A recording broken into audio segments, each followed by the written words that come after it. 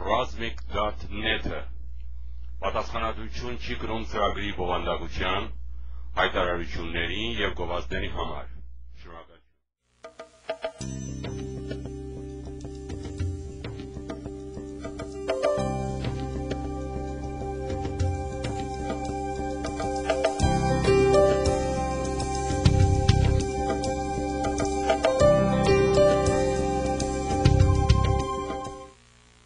Բարի առավոտ հարգելի հայրենակիցներ, սկսում ենք հերթական հաղորդումը, որը հեռարձակվում է 10-ից 11:26 տալիքով AMGA հեռուստաժամով և տեղադրվում է www.razmik.net-ում, որը գալու է փոխարինելու նախորդ չորեքշաբթի տեղավորված այս հաղորդմանը։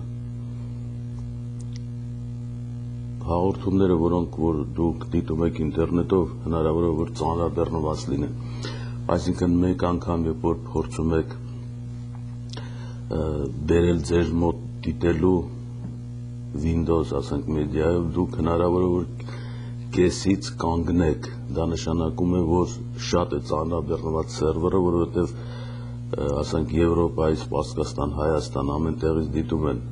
այս հաղորդումները և բոլոր դեպքերում մի հուսահատվեք, ավելի լավ է, որ ուղիղ դիտելու փոխարեն դուք միանգամից բացեք բրաուզերը, save target as անեք ամբողջ ծրագիրը ձեր համակարգչի մեջ, հետո հանգիստ նայեք, ոչ թե կապնվելով սերվերի հետ, այսինքն մեկ ժամվա ընթացքում, որով դուք պետք է նայեք։ Դա ձեզ հնարավորություն կտա բացել նոր պահպանական ֆոլդեր, որի մեջ դուք կարող եք հիշել բոլոր հաղորդումները, որոնք տեղադրված են, ասենք, սերվերում razmik.net-ում։ Դուք գիտեք, որ նաև Ռազմիկը Քեշիշյան այժմ այս պահին նաև կազմակերպում է հաղորդումը այս և կենդանի եթերով, որից հետո 12-ին գնում է տեղադրելու ինտերնետային կայքում, այսինքն Ռազմիկ Քեշիշյանը միշտ մեզ հետ է, չնայած նա չի երևում էկրանի վրա, բայց առաջիկայում մենք կնստենք իրար հետ, դուք նրան կտեսնեք և այդ առիթով հարցեր կտակ կապված ինտերնետի սերվերի և այլն և այս աշխատանքների վերաբերյալ։ Նա նաև հնարավորություն ունի մինչև իմ գալը, որտև ես գալիս եմ միշտ, ասենք, ճանապարհի վրա ծախսում եմ րոպեներ և գալիս եմ մի քանի րոպե առաջ, լսելով, ասենք, վերջի լրատվությունը Ռուսաստանից, որը 9:30-ից մինչև 10:26 տալիքով տվում է AMGA-ի վրա։ Ճանապարհին ես կորցրեցի այսօր մի լրատվություն, բայց Ռազմիկ Քեշիշյանի երաշխավորությամբ դա ձեզ կվերլուծեմ, դա Երևան-Ադլեր ինքնաթիռի կործանման վերաբերյալ վերջի, այսպես ասած, վերջնական եզրակացությունն է, որի մասին մենք այդքան ամիսներ առաջ ձեզ հետ վերլուծում էինք։ Մարդիկ եղան, որոնք որ միանգամից, այսինքն որոնք փորձառու էին, ասեցին ամեն ինչ կբարդեն կամ կկոտրեն օդաչուների վրա։ Հիշում եք այդ դարձվածքը, զոհվածների վրա։ Եվ այդպես էլ սև արկղերը, որոնք երկու մասից էին բաղկացած ինքնաթիռի տարբեր տեղերում, մի մասը գրանցում էր խոսակցությունները օդաչուների և դիսպեչերների և ընդհանրապես ձայնային տվյալները խոսակցության, մյուսը, որը ինքնաթիռի տեխնիկական վիճակն էր վերահսկում, ուրեմն այս երկու արկղերի անդրկուլիսյան հետազոտությունները բերեցին այն եզրակացության, որ նրանք չգտան պատճառը ինքնաթիռի անկման։ Այսինքն սա գալիս է մի եզրակացության, որ այսօր Ռուսաստանում հիմնականում եւ այդ հետազոտությունները կատարվել են Ֆրանսիայում, Երևանը այստեղ ոչ մի միջամտություն չէր կարող ունենալ, չնայած Բաղդասարովն էր այդ ավիակոմպանիայի բաժնետերերի մեծ մասը, ինչ որ մի համակարգ է աշխատում, որը հիմնականում ղեկավարում է, այսինքն ֆինանսական շարժերով, որին կցված է նաև մեդիան եւ մնացածը, այսինքն եթե դա վերածենք մի բանաձևի, կստացվի այսպես. ուսումնասիրությունները ցույց տվեցին, այսպես է հաղորդագրությունը, որ օդաչուներն են մեղավոր, որովհետև պոչով հարվածել են ծովին։ Եթե հնարավոր է այդ կտորը, որը որ հիմա Ռազմիկ Քեշիշյանը պատրաստեց, ես կուզեի կենթանի լսեի, որպեսզի եզրակացությունները հանկարծ օդի մեջ չլեն։ Խնդրեմ, եթե հնարավոր է այդ կտորը ցույց տվեք, որը խոսում է Երևան Ադլեր ինքնաթիռի կործանման եզրակացության մասին։ Ռուսերեն է իհարկե, բայց խնդրեմ լսեք դա։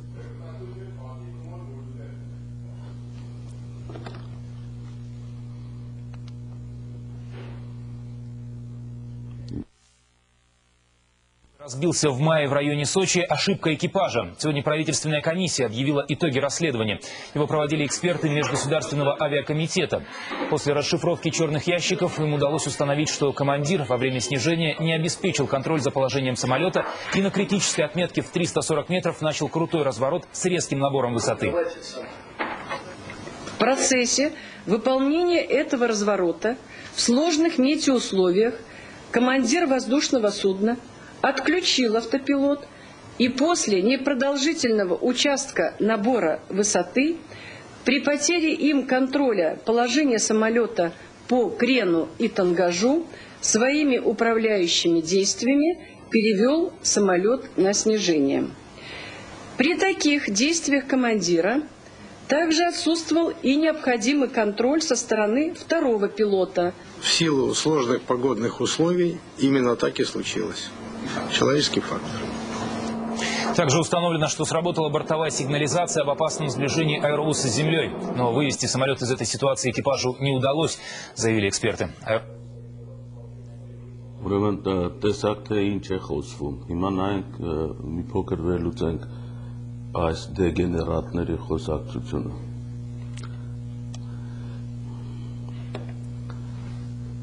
Ուրեմն բանից պարզվում է, որ պետական խառը հանձնաժողովը մասնագետների եզրակացությունները այսպիսին է տվել, որ այս արագության տակ 340 ասես չէ, այսինքն 340 կմ/ժ արագության տակ ինքնաթիռը աճ է շրջվել եւ չկարողանալով, այսինքն հավաքել նորից հավաքել բարձրություն, ընկել է ջուրը եւ մնացածը դուք տեսաք ինչ որ ասեց։ Առաջի օրվա ռադիո լոկատորի հաղորդումը եւ նկարը լոկատորի վրա այդպիսի բան չի ասում, նորից հիշեցնում եմ ձեզ։ Ինքնաթիռը մոտենում էր Ադլերին, դիսպեչերը թույլ չի տվել առաջի անգամ նստելու, այսինքն օդանավակայանի վազքուղին, որտեղ պետք է նա նստեր, ծովից հեռու էր 500 մետր, կես կիլոմետր, եւ բոլոր ինքնաթիռները մոտիկանում են ծովից, ինքնաթիռը գտնվել է 5 կիլոմետր, 500 մետր վազքուղուց դեպի ծովը, դեպի հարավ։ Տեսանելիությունը պաստառի, այսինքն որտեղ նա պետք է իջնի, գիշերը ժամը 2-ին էր, եթե հիշում եք, խնդիր չի եղել, բայց դիսպեչերը թույլ չի տվել իջնելու, որովհետև անձրև է գալիս վազքուղու վրա, այսպես էր առաջի հաղորդագրությունը։ Նրան ասել է, որ վերադառնա, այսինքն վթարային օդանավակայան, որը տվյալ դեպքում Երևան օդանավակայանն էր, որտեղից ինքը դուրս էր եկել, որտեղ դա մոտիկ տարածության թռիչք է եւ նա ուներ վառելիքի պաշար գնալ վերադառնալու մի բան էլ ավելին։ Ուրեմն օդաչուները կամ հրամանատարը ենթարկվել են դիսպեչերին վերադառնալու Երևան։ Բայց 20-30 կիլոմետր ափից հեռանալուց հետո նորից միացել է դիսպեչերը եւ ասել է, որ բարենպաստ է վազքուղին, կարող եք իջնել։ Ինքնաթիռը ծովի վրա կատարել է երկրորդ շրջադարձը իջնելու եւ նորից վերադարձել է այն կետին, որի վրա ինքը մի անգամ արդեն մանևր արեց, այսինքն 5.5 կիլոմետր հեռավորության վրա երբ որ դիսպեչերը նրան թույլ չտվեց իջնելու։ Նա կատարեց այն մանևրը, որի մասին նոր խոսում էր դեգեներատը։ Ուրեմն այդ մանևրը արել են նա նույն արագության տակ, նույն բարձրության վրա, դուք հիշում եք B կետը, որը ես նկարում էի։ Այսինքն առաջի անգամ դիսպեչերը երբ որ թույլ չի տվել, նա կատարել է այդ մանևրը, այսինքն շրջվել է աջ, բարձրացել է նորից, որպեսզի հեռանա այրոպորտից, որովհետև 5 կիլոմետրից ավելի մոտիկանալու դեպքում պաստառին նա արդեն հնարավորություն չէր ունենա, նա պետք է գնար իջնելու, ինչ պայմաններով ուզում էր լինել, եւ եթե անբարենպաստ էր օդանավականը, ջախջախվելու էր հենց օդանավակայանի գետնի վրա, բայց սա տեղի չի ունեցել։ Առաջի անգամ երբ որ նա թույլ չի տվել 5 կիլոմետր 500 մետր ափից հեռավորության վրա, որը մտնում է թույլատրելի զոնայի կամ տարածքի մեջ, մեր օդաչուները կատարել են մանևր եւ շրջվել են դեպի Երևան։ Այս ամենը ձայնագրված արկղներում կա, թե ինչ են խոսել սև արկղերում։ Նրանք հեռացել են եւ շատ նորմալ հավաքելով բարձրությունը եւ վերադառնում են Երևան, բայց Երևան վերադառնալու ճանապարհին, երբ որ ափից հեռացել են արդեն 25-30 կիլոմետր, դիսպեչերը նորից է կապնվել եւ ասել է, որ բարենպաստ է, կարող եք իջնել։ Որոշել են իջնել, որովհետեւ եթե բարենպաստ է, այդքան վառելիք ծախսել գալ Երևան, հետո նորից հետ դառնալ, անիմաստ բան է, եթե թույլատրում է դիսպեչերը, ուրեմն կարելի է իջնել։ Նրանք շրջվել են եւ գալիս են երկրորդ անգամ իջնելու։ Նույն գծով, նույն կետում 5 կիլոմետր 500 մետր հեռավորության վրա երկրորդ անգամ նրանք իջնում են, որովհետեւ թույլատվություն կա։ Հանկարծ 270 մետր բարձրության վրա ինքնաթիռը ծովից, որովհետև այդպես այդ կետում պետք է լիներ ինքնաթիռը, որպեսզի գնար իջներ։ Եվ արագությունը 250 կմ/ժ, արագություն չի դա գիտեք ինչ է 250 կմ,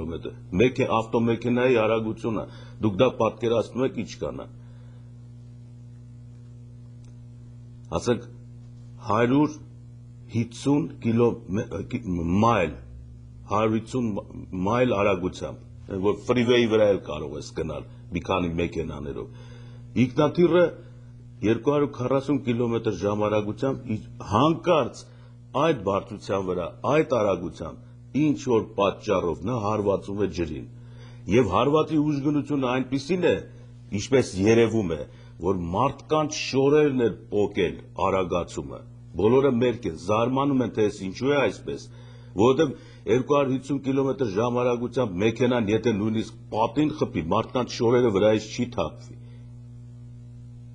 Դուք հասկանում եք, թե ինչ է դա։ Այսինքն այս իրադրության մեջ, այսինքն այս լիբերալիզացիայի եւ այս տեսակի հետազոտությունները, որոնք կատարվում են, որ ամեն ինչ փողի եւ շարի վրա է, արդյունքը սա է լինում։ Եվ քանի որ չեն կարողանում բացատրել, թե ինչու շորերը դուրս եկան, ինչու հանկարծ ինքնաթիռը այնպիսի ահռելի ուժով հարվածեց ջրին, որ անիվը կոտրվեց, որը երբեք չէր կոտրվում, դա իրաց չի հետաքրքրում։ Եվ այն մնացած տվյալները, որ վառելիք կար,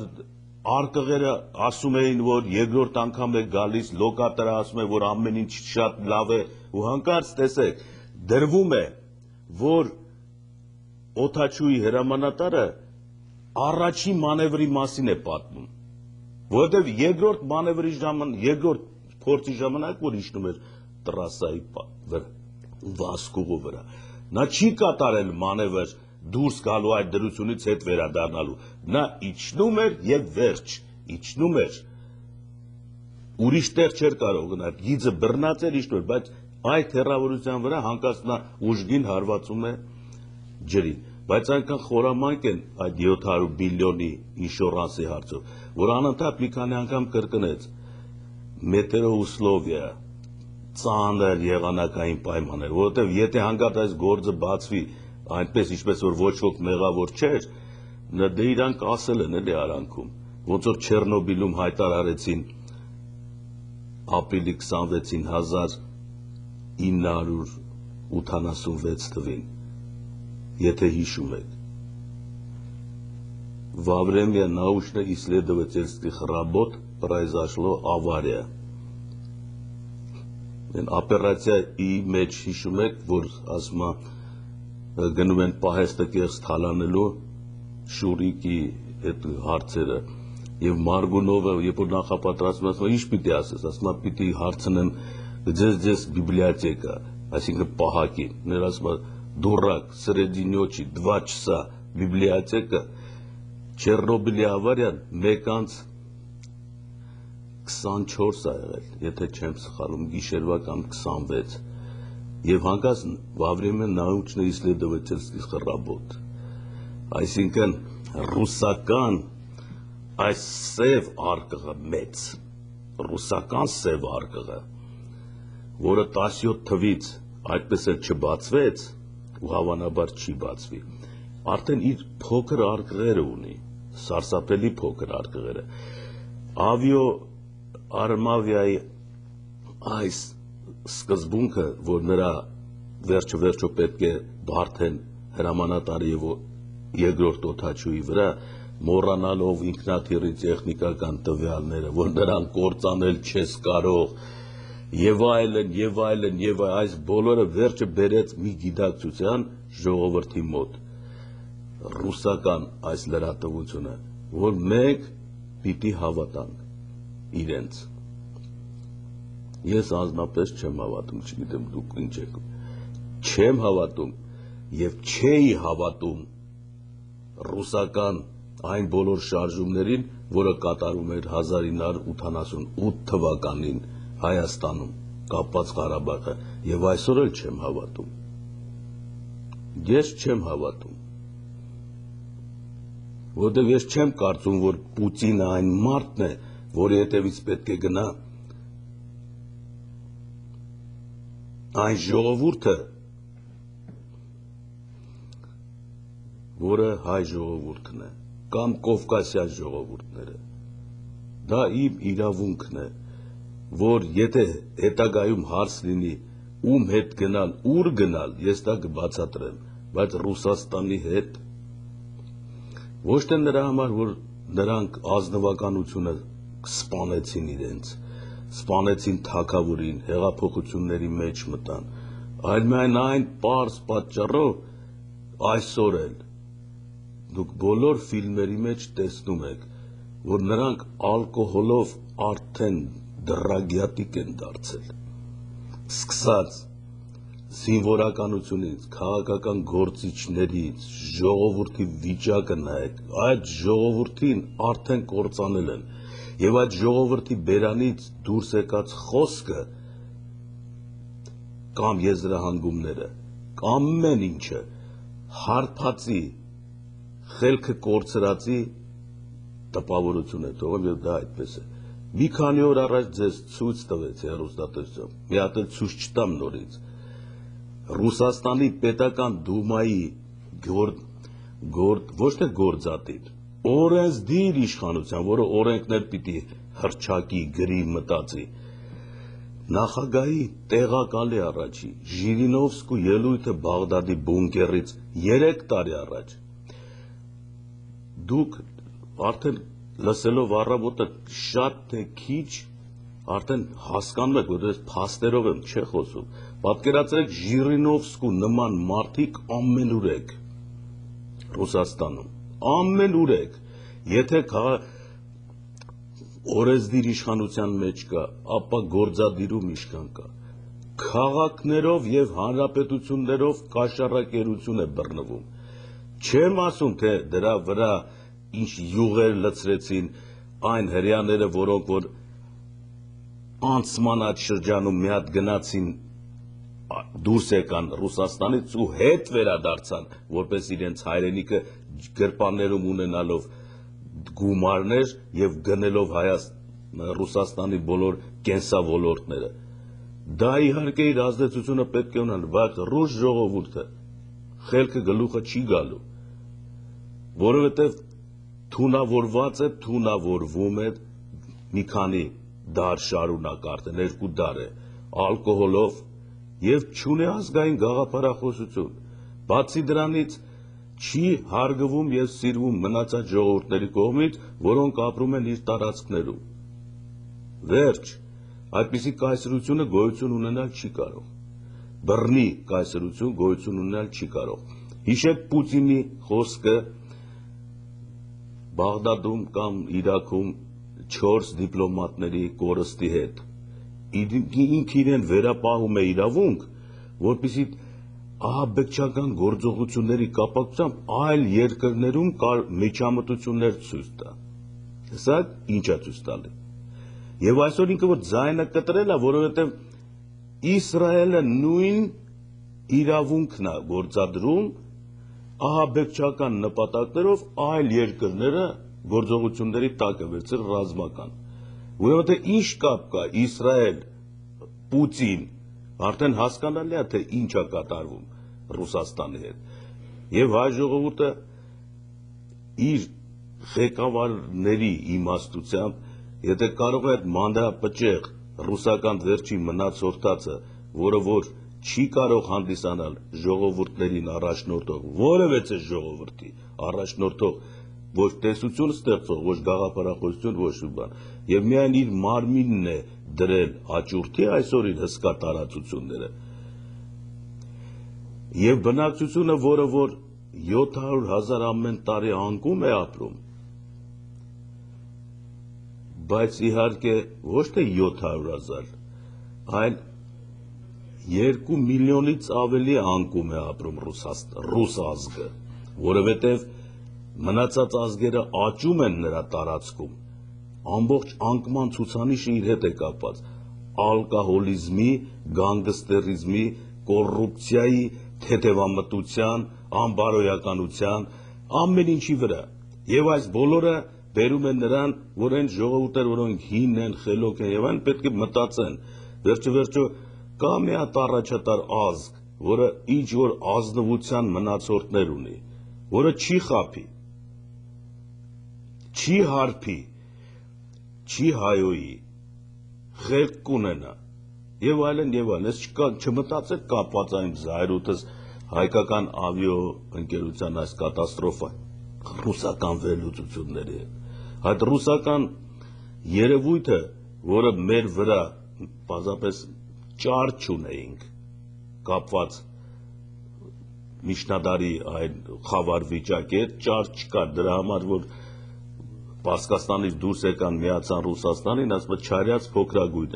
փոքրագույն, բայց որ ռուս ժողովուրդը պետք է կառավարի հայ ժողովրդի զգացմունքները կամ ապագան, պարզապես դա թյուրիմացություն է։ 88 թվի դեպքերը երբ որ սկսեմ վերլուծել ընդմիջումից հետո, դուք կտեսնեք ռուսական ամբողջ շուկան, նրա մեջ մտած իհարկե բոլոր ենթաճարպերով, եւ Ռուսաստանի մարմինը պիտի ուտվի, դա գրած է Ռուսաստանի ճակատագիրը։ Չգիտեք Պուտիննով է, Ժիրինովսկինով է եւ այլն եւ այլն։ Եվ նրանց վարած քաղաքականությունը, որ մարմինը պիտի դնեն Ռուսաստանի եւ մանրեն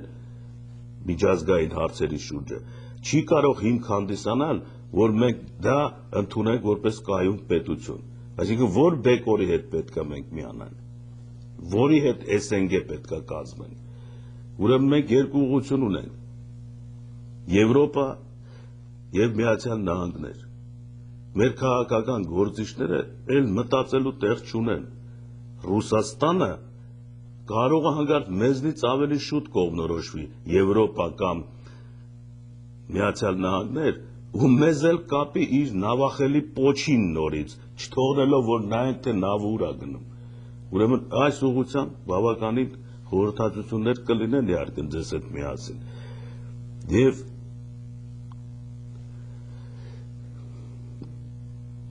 խոսենք այդ մասին։ Ուրեմն ավիո Արմավիայի այս կատաստրոֆը որը օդաչուներն էլ ասեցին, բավականին իմաստուններ էլ ասեցին, երբ որ մենք գրատախտակի վրա փորձում էինք այդ վերլուծել, ճիշտ դուրս եկավ, որ վերջում մեղավոր են մահացած օդաչուների, այսպիսի եզրահանգման եկան։ Բայց նա ով գիտի Չեռնոբիլը, ով գիտի երկրաշարժը, ով գիտի այն գուլագը, ով գիտի Սովետ միության Պոլիտբյուրոյի Կրեմլի աշխատանքները, այդ խառը դեգեներացիոն մարդկանց գործունեությունը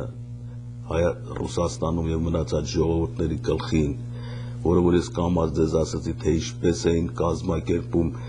սննդամթերքի, առաջի անհրաժեշտության առարկաների մատակարարումը, ինչպես էին պահում երկիրը ծայրահեղ լարվածության մեջ, խառնելով տնտեսությունը, երևալով որպես ինչ-որ գաղափարական գործիչներ, այս ամբողջ քլիկը, այս, որը իհարկե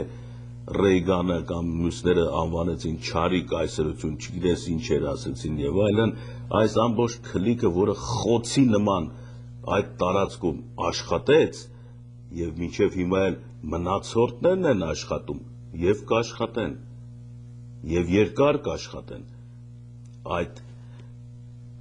խուլը, թարախակ պալարը, որը Ռուսաստանի վրա դրվեց եւ չի բուժվելու, մինչեւ չուտի վերջի բջիջը ռուսական ժողովրդի, եւ ռուս ժողովուրդը անկարող է դիմադրել այս ամենին, որովհետեւ նա, որը որ կատարում էր գործողությունները, արդեն ալկոհոլ ուներ ձեռքին, ալկոհոլով կարելի է նվաճել Աֆրիկան, մնացած երկրները ոչ քաղաքակիրթ, երբ որ խմում են ու կորցնում իրան, իսկ Հայաստանը միակ երկիրն էր, որը որ չուներ սթափարան, չկա ստապարան, հայ ժողովուրդը չի խմել, չի հարբել, գիտակցությունը չի կորցրել, պահպանել է իր գենը, իր պայծառ միտքը, եւ նրան առջև դրված են համաշխարհային շատ գործեր եւ պարտականություններ, եւ որ պատմությունը, մարդուկը, քաղաքակրթությունը եւ այլն, Վարդանանքը նայեք, երեք ահագին հետաքրքիր էր Արտակի հաղորդումները,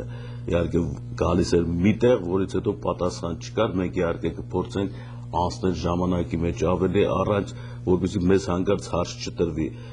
Մենք որ ասում ենք քաղաքակիրթ էինք այդ շրջանում, մնացածը ծառերի վրա էին, բա որտեղից էին առաջացել ծառերի վրա, կամ աֆրիկացի սևը,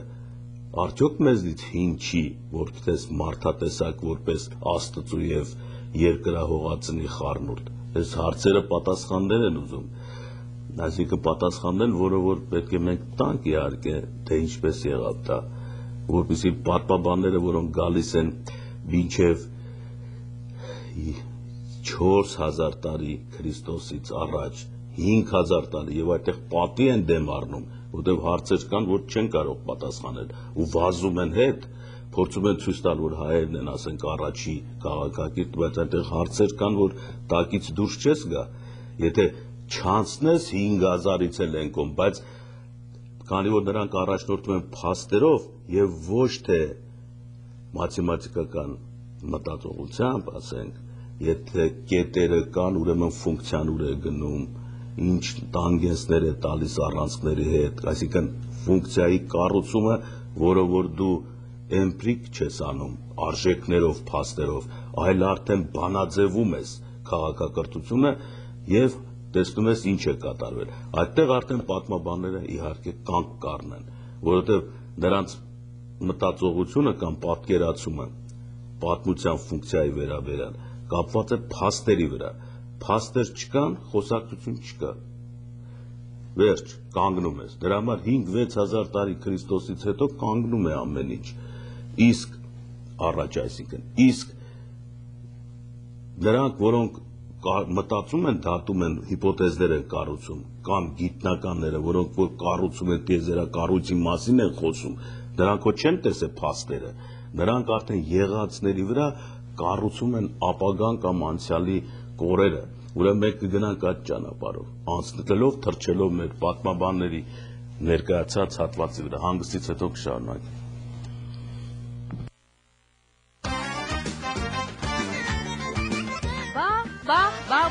տեսակ, ծիրան, գերած, ելագ ու տեղ, համով հոդով, մերկահամ ու նրպահամ։ Քնեցեք ու համը դեսեք։ Թամարա բաղբաղակցե քնեք, Հայաստանին դուք կօգնեք։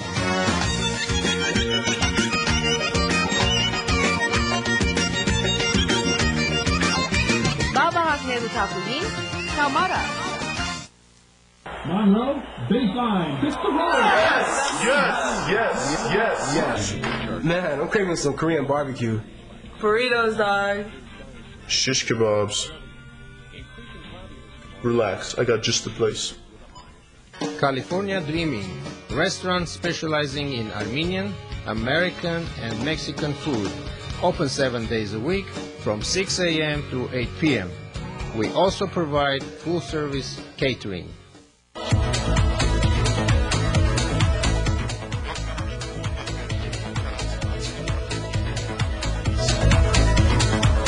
I'm Joe Biatashi, General Manager at Putia Nissan. I invite you to come and visit our new dealership with the new management, new sales staff, and all new low prices.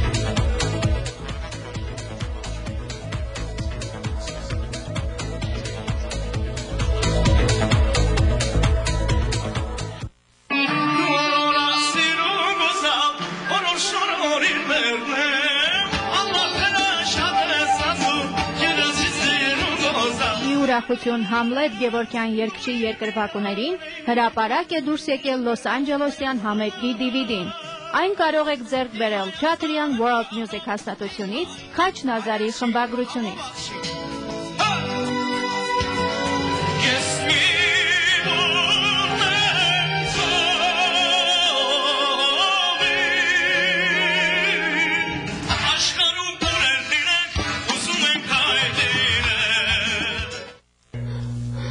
Շարունակում ենք հաղորդումը, ուրեմն դուք կարող եք զանգահարել ձեր կարծիքները այս կապակցությամբ հայտնել, որովհետև ինձ մենակ չթողնեք երես առ երես Ռուսաստանի հիվանդ դեմքի առջև, որովհետև ես արդար էի իմ բացատրությունների մեջ եւ ճիշտ էի։ Փաստ ունեմ Ժիրինովսկու ելույթը հիշեք ու մեծ գործ ունեի եւ ինչ էի խոսում։ Եվ այսօր դուք տեսաք լրատվությունը լսել եք Ժիրինովսկուն, լսել եք ինձ, եւ դուք դատավոր եղեք, թե իմ բացատրություններն են ճիշտ գործանման վերաբերյալ, թե շինծու այս խոսակցությունները։ Խնդրեմ դուք եթերում եք։ Այո, բարև Բարև ձեզ։ Հրաժվարդն խոսողը։ Շատ ուրախ եմ։ Ես լսեցի բոլոր առաջին օրվանից, որ դուք բացատրեցիք այդ ինքնաթիռի կործանման մասին, դա տեղական օրենքներով նրանք ովքեր ֆիզիկ գիտեն եւ գիտեն ինչպես դատեն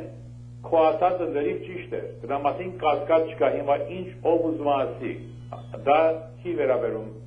ճշմարտությունը այն է որ ֆիզիկական օրենքներով այդ ինքնաթիռը չէր կարող միանգամից աճ թեքվել այդ արագությամբ անկարելի էր որտեղ ինչպես գիտես դու արդեն բացատրել էիր կոմպյուտերային սարքերը դրա մեջ թույլ չեն տալի ինքնաթիռին միանգամից աճ թեքվել։ Դա շատ բարդ երևույթ է, որ մարդիկ պետք է հասկանան, նրանք ովքեր գիտեն ֆիզիկա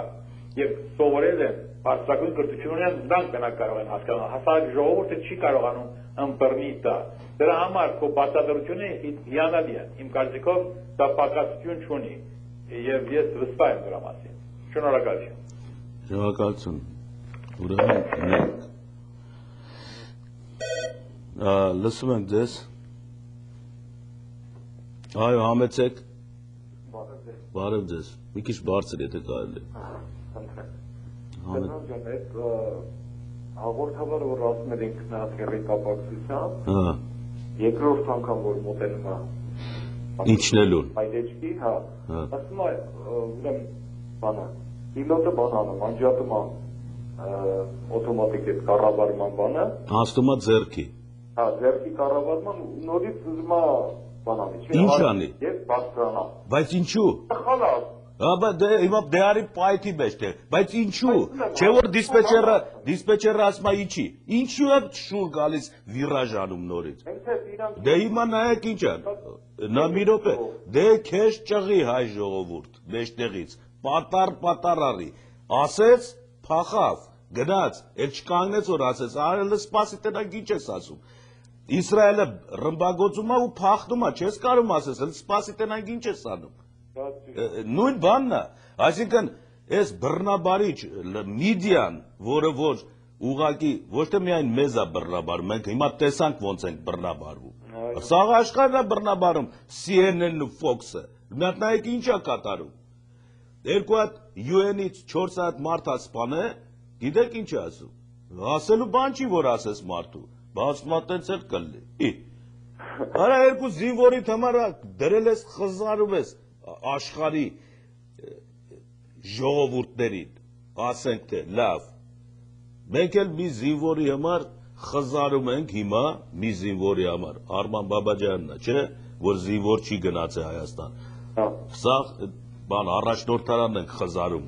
պեչատները, կնիկների պատմություն, երևում այս տարի զինվորի տարի ալնելու, երկու զինվոր, մի զինվոր ու խառնվելու է քաղաքականությունները սաղ իրար, հիմա դե արիստից գլուխ անի, Փաստորեն դուրս է գալի մենք ասում խոսում ենք, այսինքն մեր խոսածածը ինչ է, մի հատ կաթիլ է, այս միդիայով կանոսում։ Մենք պիտի ստեղծենք մեր հակառակ միդիան, այ դրանց հակառակ միդիան եւ պաշտպանենք հայկական միտքը, գաղափարը մեր միդիայով։ Ուրիշ ճար չկա։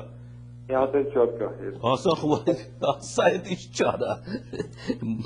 Ինչն է, լսում եմ դες, Զենք, մեր այդքան գիտնականներ ունենք, նոր մի բան տանք աշխարհին, մեզ համար, աշխարհին չէ, նոր բան, Զենք, հադարոտնի, ծավել մի բան, այո, այդ ուժեղի մոտ են, միշտ ուժեղի հետ են նստում։ Նայեք, այստեղ նստած, ստեղ, հիմա նստած եմ, չէ, կամպյուտերը այստեղ դրած է, իմ մոտ, դուք էլ նայեք, այս Google Earth-ով մի քիչ $40 ամիսը $40 ամիսը վճարելով այստեղից է սեղանի մոտից ամբողջ Հայաստանից շրջապատի երկրների վրա ձեզ հետ միասին այս էկրանի վրա ցույց տամ Հայաստանի որ թնդանոթը որ հրթիռը որ կետի վրա գցենք այդ սաղս միասին մի մետր ճշտությամբ հետստեից պրոգրամայով Ես էկրանը դնեմ, դուք էլ նայեք, ասեմ, որտե՞ղ է հրթիռը, Կատյուշան, ասում են Աբարան, կոորդինատները, ես քարտեզով գալիս եմ, կոորդինատները ճշտում եմ, 40 աշճան 16 րոպե 17 միկրոնի ճշտությամբ, պրոգրամից մեջ ասում եմ Կատյուշան ստեղ, որտե՞ղ եք ուզում գցեք, ստեղ, կոորդինատները դնում եմ քարտեզի վրա, պրոգրամը ասում է, մի անգամից Կատյուշային, իր կամպյուտերի վրա Անկյունեսյան, ազիմուտեսկան, մարդ չկան դե, պուսկ, ռակետ է հետում այդ Կատյուշան, ուղիղ այդ կետի վրա, ես հետից զույս կտամ այդ խնդիրը ձեզ, այսինքն զենք հիմա Հայաստանի համար, չգիտեմ ում ձերքն է, բայց պրոգրամիստներ, ծրագրավորողներ են պետք, տեսեք կարճ պատմեցիք չէ, երկու կոորդինատների միջև գոյություն ունեցող կապ հենց Google-ի ինտերնետային համակարգով, մեկից մեկ, հարց չկա, Բայց ես պիտի ասեմ հետևյալը, Microsoft-ը սաղ աշխարհը պտտեց, ձեզ հույս եմ տալիս, Հնդկաստանը լեղավ, Չինաստանը լեղավ, աշխարհը պտտեց, վերջը եկավ, տեսավ, որ խելքը Հայաստանում է, ոչ թե ասես մոլիբդենը Հայաստանում, ասես խելքը, մեր պոտենցիալը, այս գենի խրոմոսոմը, իմանում եք ինչ է, Ամինո թթուների մեջ գրած են, որ հայկ եք բան գալի, չէ, ընդ հայկ բան չկա, նետ ամինո թթուների մեջ գրած մեր կոդերն են։ Հայաստանը այսօր հանդիսանում է այն պոտենցիալ երկիրը, որը խելք ունի։ Աշխարհը ուրեմն պիտի հասկանա, Microsoft-ը մտել է, արդեն մեր պրոգրամիստ ծրագրավորողները, որ այսքան տարի անկախությունը հետո սովորեն, նոր պտուղ են տալիս։ Եվ անպայման աշխարհը կիշխի այն ժողովուրդը այն կիս աստվածը ասեք կամ աստվածը կամ բանվորը կամ չգիտեմ հոմլես ով ուզում ալի որը խելք ունի խիղճ ունի այս երկուսը եթե չունեցավ աստծո հետ գործ չունի հետևաբար մենք երկուսն էլ ունենք դրա մասին չենք վիճում ուրեմն մենք ունենք այդ երկու հատկանիշները մենք ունենք մի հիմար հարևան հյուսիսում մի հատ գազան արևմուտքում, մի հատ ապուշ արևելքում, մի հատ խելքը թրծրած հարավում, եղավ տրորված, շշկրված արաբական աշխարհում, աջ ու ձախ նայեք, ինքան չկա, բայց Հայաստանը, ես չեմ ընկնում նացիոնալիստական, ինչ-որ արիական, ինչ-որ բուդդայական կամ քրմական բաների մեջ, այսօրվա դրությամբ եմ խոսում, այսօրվա դրությամբ հայ ժողովուրդը խելքի տեսակետից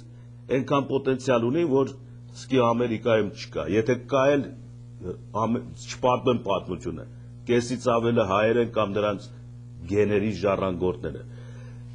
էլ չխորանամ դրա մասին, մենք կանք,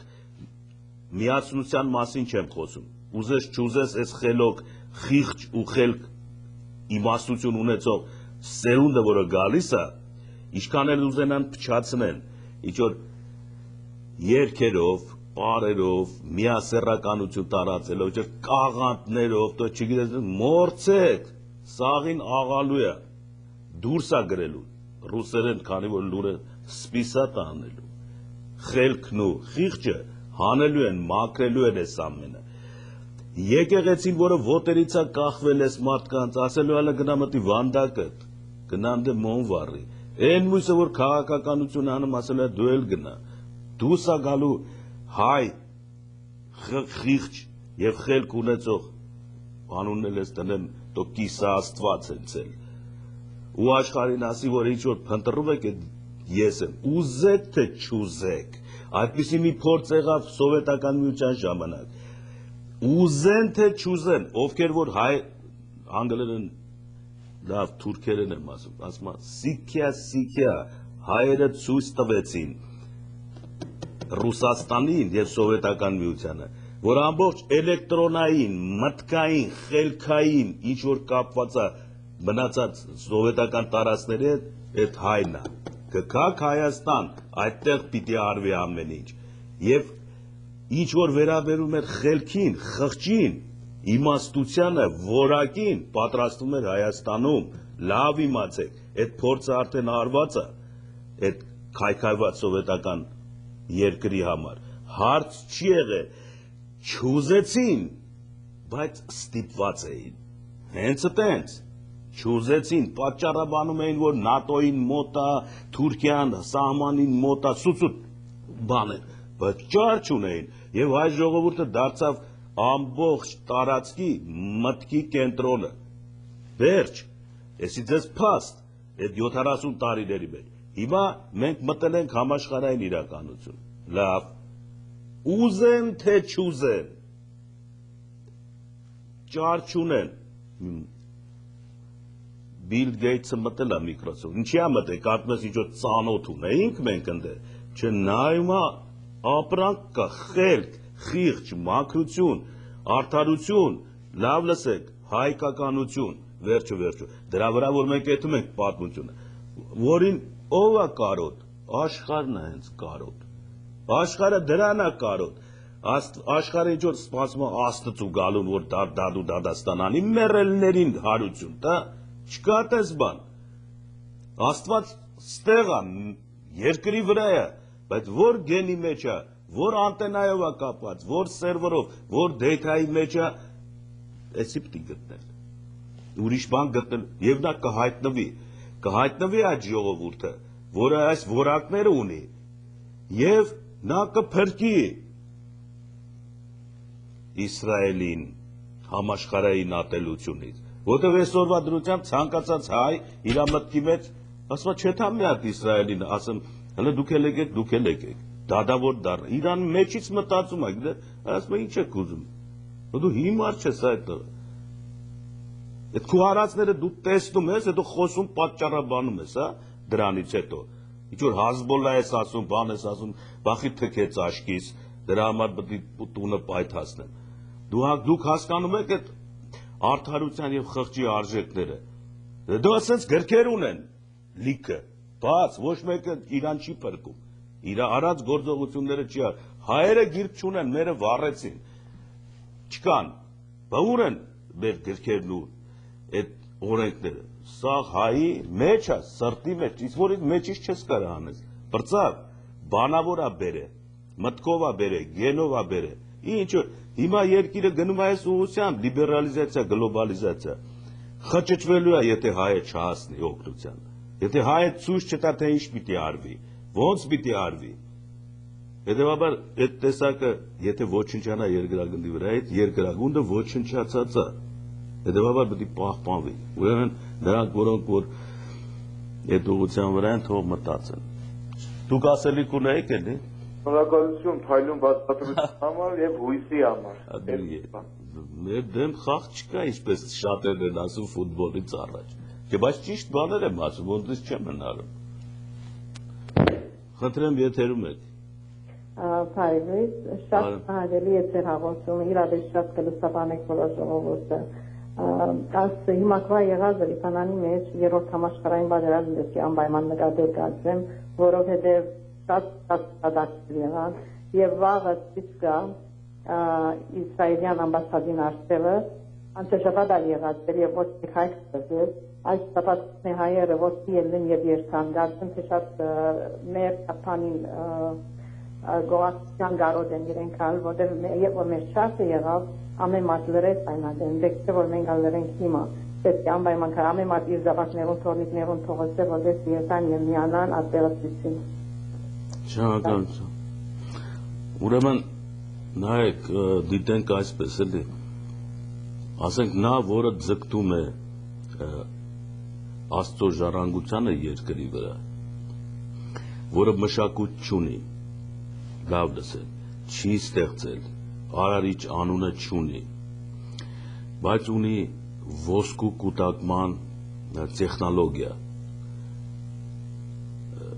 շահույթի կուտակման տեխնոլոգիա, այսինքն ուրիշը աշխատի ինքը հետը partner-ը լի կիսվի, այս տեխնոլոգիաները ունի, եւ այլն, մնացածը ուժային բան, որպեսզի հաստատի իր գերիշխանությունը կամ ինչ-որ բան է հասնեն։ Մի բան չի մտածված,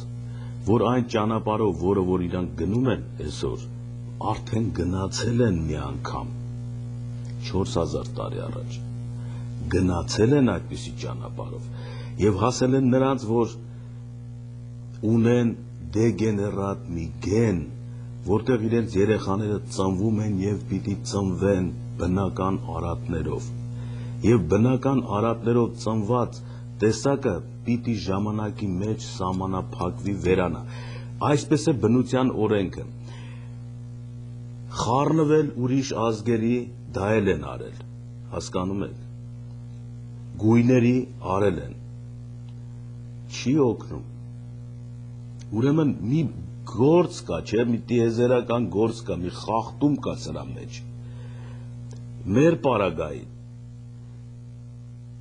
չանցնեմ ականջների տեսությանը, որտեղ տեսնեք, թե Աստծո ականջները ոնց են լինում, մեր պարագային, ուրեմն մեր մեջ մենք չունենք ոչինչ, ոչ խապելու կարողություն ունենք, որ միրա աշխատել, բաժանել, նվիրել, ուրիշի փոխարեն տառապել, եղա քրիստոնեական բոլոր հուսմունքները հայ ժողովրդի մեջ է, չնայած այդ մեր դեմ որոշ բաներ կատարեց, բայց ինքը քրիստոնյա եղել է, Քրիստոսից առաջ, դրան ոչ մի խոսք, այսինքն ունեցել է աստվածային այն բոլոր տվյալները, որ հետո Աստված պետք է գար իշներ ու Քրիստոսի մեջ խաչի վրա ստվեր բացատրել։ Այդ բոլորը հայերը ունեցել են։ Եթե պատմականորեն նայեք, ստրուկ չեն ունեցել, ժողովուրդներ չեն ոչնչացրել, պատերազմներ նվաճողական չեն արել, ամենի, այնպես ինչպես հայ այսօրվա կերպարի մեջ որ նայեք, կտեսնեք այդպիսին է։ Չի անում։ Հենց մի քիչ նեղացնես, ամեն ինչը կթողնի դրան, կեթա նորը ստեղծելու։ Այս արարչագործությունն է, չէ,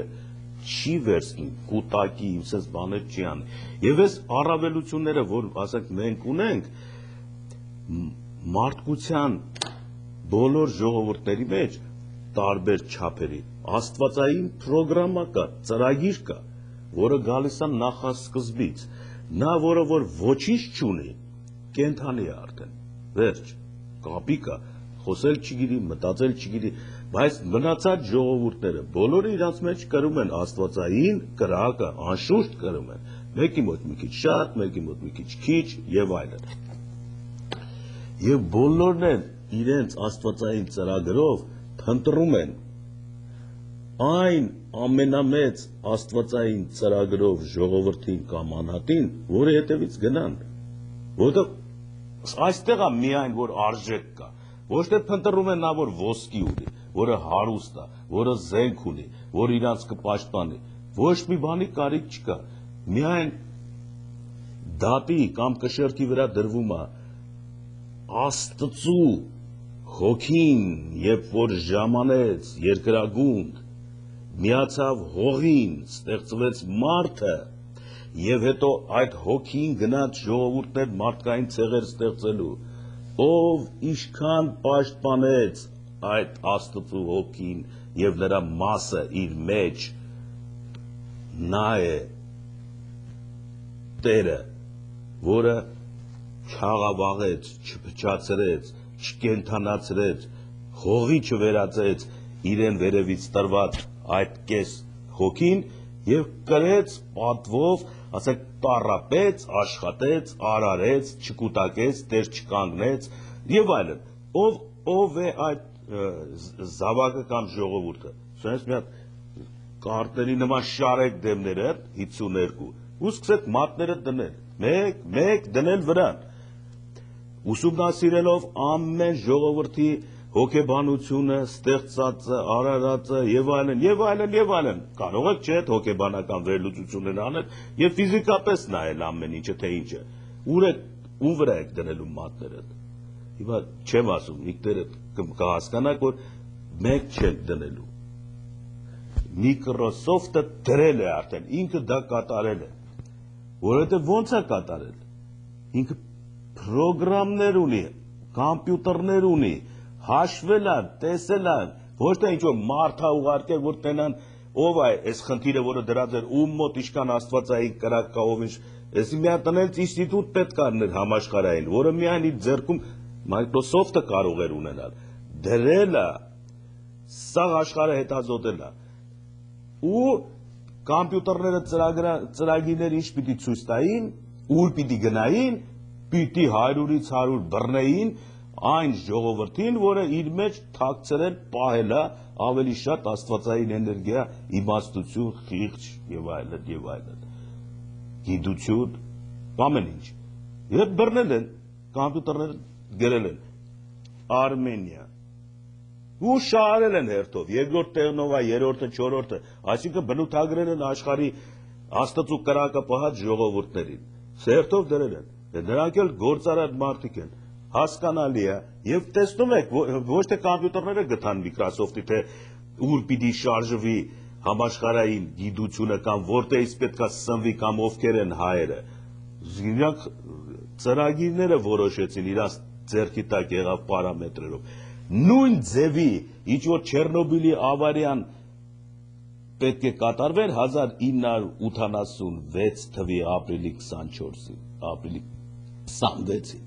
Սովետական միության կոմպյուտերները ցույց տվեցին, որ այդ աշխատանքները կատարելու համար պետք է հայ մասնակցի, բայց Աստծու կարողությամբ կիսաստված հայը խաբեց սրիկաներին եւ դուրս եկավ խաղից։ Իհարկե առանց իմանալու թե ինչ խաղի մեջ է, բայց իր մեջ հո կա Աստծու կրակը, հո Աստվածը տեսնում է այդ ամենը։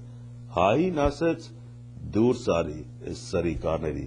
կազմակերպած խաղից եւ իրանք մնացին առանց ինֆորմացիայի ստերի մեջ տապակված ու այդպիսի բաներ։ Խնդրեմ դուք եթերում եք, դուք կա, լսում եմ ձեզ։ Հարգելի պարոն Ստեփան Քերեմեջյան, այո, շատ գնահատելի է ձեր ծրագիրը, նախ դուք բազմակողմանի զարգացած անձնավորությունն եք, մենք բոլորս դա գիտենք, գումարած դրան դուք շատ լավ բազմակողմանի հաղորդումներ վարելուց բացի այսօր խոսում ենք մեր Լիբանանի պատերազմի մասին, մերացելով աշխարհին։ Հարգելի Քերեմեջյան, ես խոսում այդ երկու զինվորների պատրվակով այդ պատերազմը հնարավոր չէ։ Այդ պատկերաբանությունը իր ձեռքին Իսրայելական երկրի, որը բոլոր ժամանակներում իր խորաման քայլերով ամեն ձևերով ենթարկում է հզոր պետության, հզոր պետություն լինելով խելացի ազգ։ հրյան, նրան է տալիս բոլոր իրավունքները։ Միթե այսօր Եվրոխորհրդի ղեկավարությունը ոչ մի անգամ չի տեսնում այդ հայելին, որ ամեն օր տեսնում ենք հեռուստացույցով եւ մխկտում ենք։ Ինչու ամեղ ժողովուրդը այդքան պետք է կոտորվի, որոնց թվում եւ մեր հայ ժողովուրդը։ Երեք խոսեց Լիբանանի դեսպանը, որը շատ մեծ ցավով պատմեց բոլոր Լիբանանի վիճակը, այսօր նույնպես ինչ պետք է լինի սրա վերջը։ Ինչու չեն ոտքի կանգնում մեծ երկրները, որոնք կոչվում են գլոբալիզացիա ղեկավարությունը, ինչու չեն մտածում ամեղ ժողովրդի կոտորած մասին, ով պետք է այս մասին խոսի, եւ զինվորներն են պատճառները, կարծում եմ ոչ, այստեղ բոլորովին ուրիշ գործում կա, հզոր երկրների գործումն է, որոնք իրենց ամեն ինչը թելադրելով եւ Իսրայելն էլ օգտվելով առիթից, որ ինքը հարուստ է այսօր, ինքը կարող է եւ իր ուժը ընդունում է, անում է ամենագերագույնը։ Ինչպես արեց Իրաքն ինչ արեց, տագնու վրա արեց, ժողովրդի վիճակը ինչ է այսօր, ոչ միայն ամերիկյալ, ամբողջ աշխարհը տագնու վրա եղավ։ Ինչու բացադրել սա։ Ինչու են լռում այս մեծ ղեկավարները, ինչի են լռում այս մարդկային իրավունքների պաշտպանության կենտրոնները, ուր է մարդկային իրավունքի պահպանումը։ Բոլոր սուտ է, ով հզոր է, նա իշխող է, սոզվում եղել է, մինչև վերջել այսպես կգնա։ Խնդրում եմ բացատրեցեք, գաղտնիքը ինչումն է եւ ինչի այս վիճակում այսօր ամեղ Լիբանանի ժողովուրդը, ով է մեղավորը։ Շնորհակալություն։ Ես պիտի բացատրեմ, ինձ վրա ծանր պարտավորություն եք դրել 2 րոպե կա երևի մի րոպե։ Ուրեմն ձեր ամբողջ ֆոլդերը կամ փակիջը, որը որ դուք ասեցիք, մի ամբողջ թեմա է, չէ՞։ Այդ թեմայի մեջ ես կամաց ձեզ ցույց տվեցի, թե մարդը ցեղը ինչպես է հանկարծ պատմության ճանապարհին փչանում, հետո դառնում է մեկ այլ տեսակ, հետո փորձանք է դառնում, երբ որ իր հնարավորությունները, այսինքն չեն համապատասխանում իր ցանկություններին, հասկանում եք, ցանկություն ունեք տիրել աշխարհը, ասենք, ինչու, որտեղ ձեր մոտ առաջանում է ինքնավստահություն, որ դուք կարողանում եք բոլոր մարդկանց մոտից իրենց ավելնորդ արժեքները, հավելյալ արժեքները ոսկին բանը վերածել էներգիայի բանկերի, հետո կրեդիտ քարտերի համակարգ ստեղծել, բոլորին աշխատացնել, էլի բերել, տները, ասենք Ամերիկայում, այսօր որ մի հատ տուն ունի $875,000 արժողություն, լավ լսեք, հեքիաթը, որ դրված է շուկայում, երբ որ քանդեք,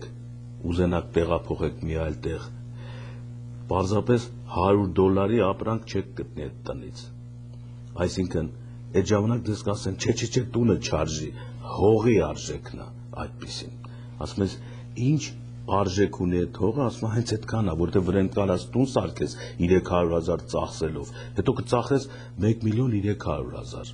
ասում ես ինչն է դրա արժեքը, գիտես ասում է թաղամասը լավ է, ինչու, հանցագործություն չկա դե, օքեյ, բայց դրանից 20 կիլոմետր են կողմ, որ գնա, դե ըստեղ հարևանությունը լավ է, բայց ոչ հարևանության հետ կապ ունես, ոչ հանցագործության հետ կապ ունես, ստեղ էլ գետինը նույնն է, ընդեղ էլ գետինը, այսինքն մի հատ պատրանք, խաբեություն, ուղեղի ծակ, brainwash, եղավ, ու քեզ դնում է, այս տունը այդքան արժի, եթե դու առնես, ուրեմն դու մարդ ես, եթե չառնես, ուրեմն մարդ չես։ Կարճ ասած, այս տարբերակներով ես վաղը կշարունակեմ այս հարցի պատասխանը, որը Տիկինը տվեց, շնորհակալություն, մինչև վաղը։